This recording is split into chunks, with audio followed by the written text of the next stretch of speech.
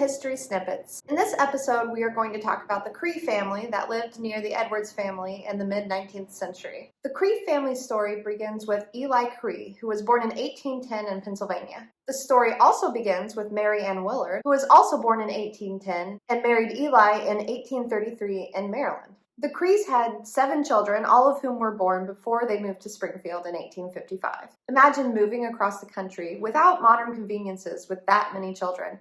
Only the promise of a better life could convince somebody to make that kind of a journey. Now, Eli was a stove and tinware merchant in Springfield, selling all manner of things from stoves to grates, tin and sheet ironware, and refrigerators were some of these things. Now you may be wondering, refrigerators? Well, at that time, the terms refrigerator and icebox were interchangeable, and they were until after electrical refrigerators were invented. Eli worked on the south side of the Capitol Square, which would have been convenient from his address where he lived near the Edwardses. That was at 5th Street on the west side between Gemini, which is now Carpenter, and Union.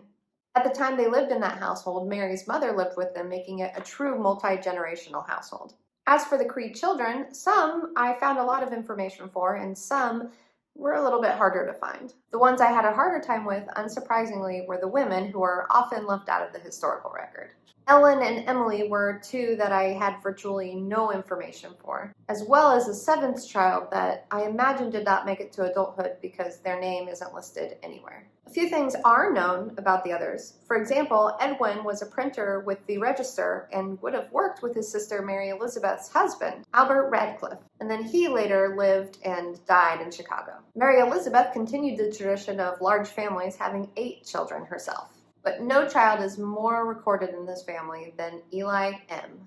He started out working as a merchant for his father when he was only 17 years old in around 1860. By the mid-1870s, the business was called Kreigh & Son, elevating Elie Jr. to the level of his father. He would soon own the business outright.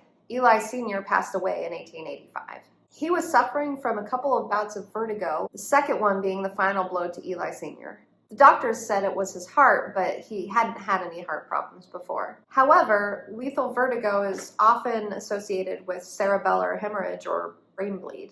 The particularly tragic thing was that he and Mary had just celebrated their 50th wedding anniversary with their entire family just 2 years before, and their son Edwin, the printer, wasn't even able to make it home for that event.